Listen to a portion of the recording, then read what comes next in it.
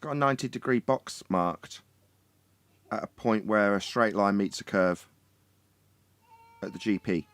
Further to that, at the point that presumably you're measuring this angle from, well, with that measurement that they're taking from a sphere surface, this is our entire argument, by the way, there is no line that's straight between the GP and the measurement point. They haven't got a straight, flat baseline to measure this as an angle. This isn't 90 degrees, lads. This isn't possible on a sphere, lads. Further to that, you haven't got an angle between the measurement point and the GP. You haven't got a flat line to get an angle from.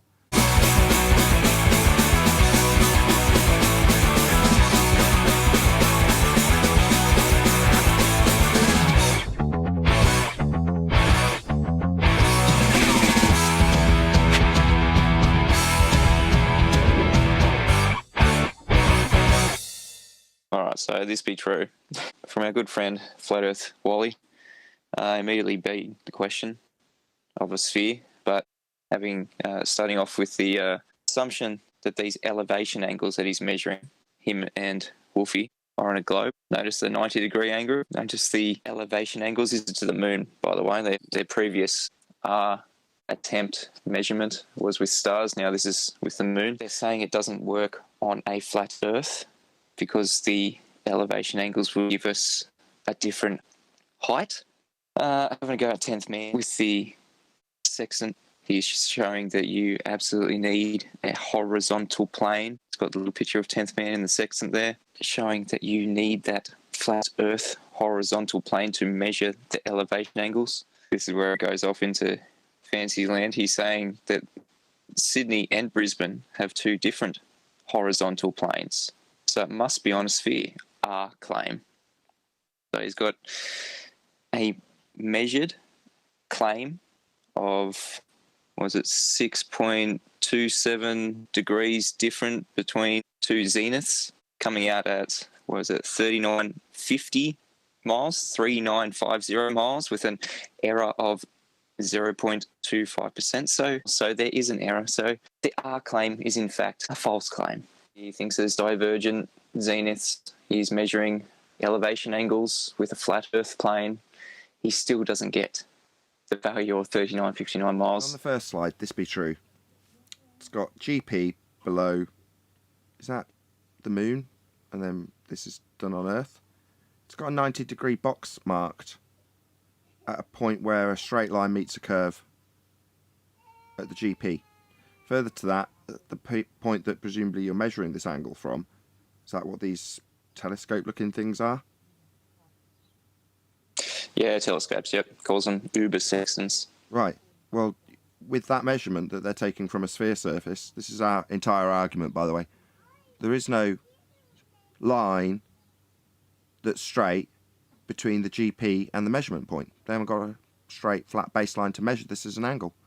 And they haven't got 90 degrees at the GP. So on a flat plane, they're saying, for whatever reason, that this isn't possible in the next slide. But this does actually have a 90 degree that functions and can give you an angle to the moon. So you can actually measure this angle on a flat plane. It is possible to get this measurement that they've done if the plane they take it on is flat.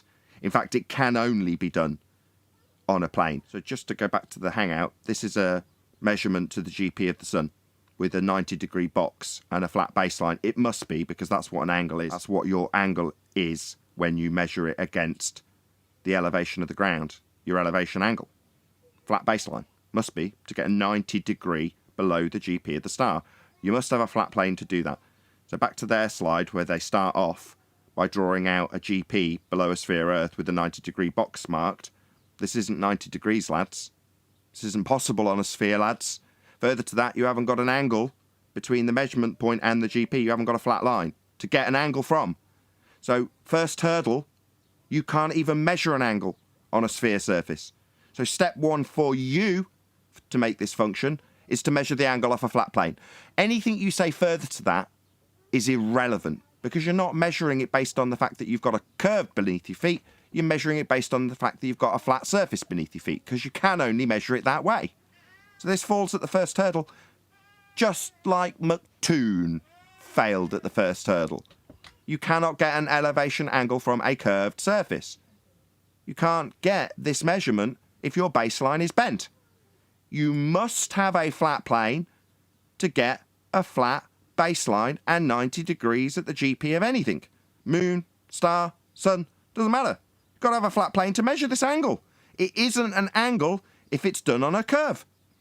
So further to that, this surplus extra stuff where they try and justify how the angles they've taken, utilising horizontal plane measurement acquisition, is irrelevant also. They've got Dingleberry Earth below, GPs that are marked out at 90 degrees, and they've got a curve meeting them. This is all nonsense. None of it works. Functionally, it's complete nonsense.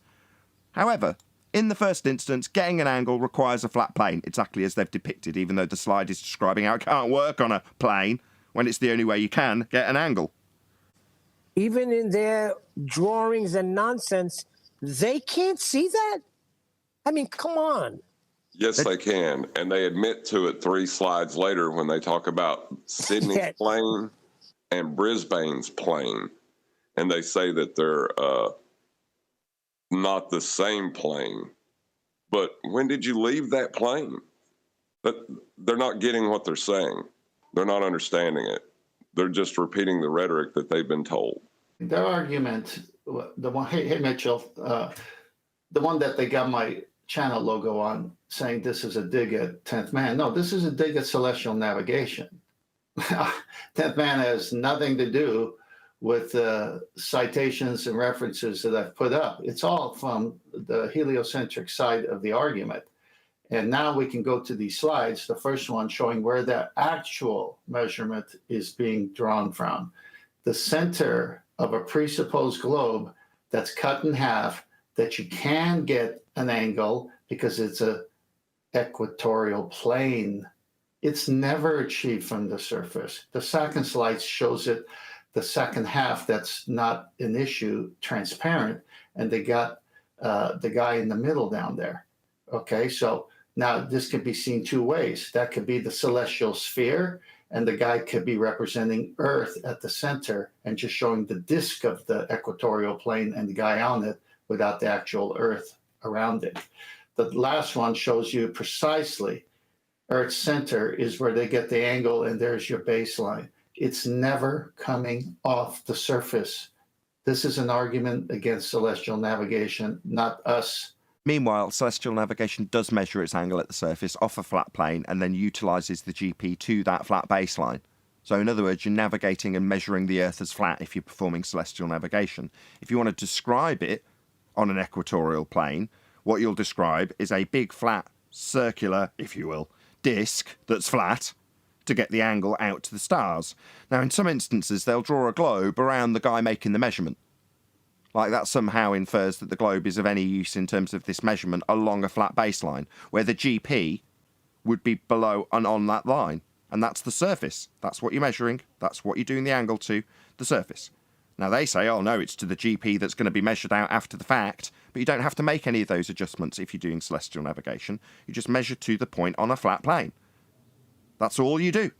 No sphericity is required, and if you depict it in this way, these positions on the sphere are a perspective representation of how you would see something further away from you from your vantage point. This is your observer view of these positions in the sky. But how you're measuring them is across 2 flat planes, if you will. One in the sky, one on the ground. And the measuring lines down to them. Now those distances that you get are only relevant to a flat plane also. So when you move along those lines to get to any particular location after you've figured out where the hell you are, they're relevant to a plane also. So your navigation is using and measuring a flat plane. There are 2 ways about it. So as 10th Man says when they say, oh, 10th Man, I've got an issue with this. Check it out. You need a ball underneath this diagram. Well, no, you do not.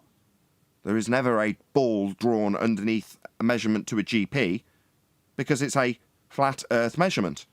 It's an angle, not off a curve. The moment you draw it with a curve, what are you going to do? Claim that you've got an extra tangent point to it? Why aren't you just using the curve? Because you're not using a curve. The GP will be on this line. That's what you add in, the sphere bit below the line, that's not used in any way, shape or form. Certainly not used to acquire the angle. Can't be. That's where this actually fails, on the first hurdle. because the measurements they're talking about in the further slides are all in relation to this 90 degree at the GP flat plane between you and the item you're measuring in the sky. That's a angle that requires a plane. Not it can't work on a plane. No, it can only work on a plane.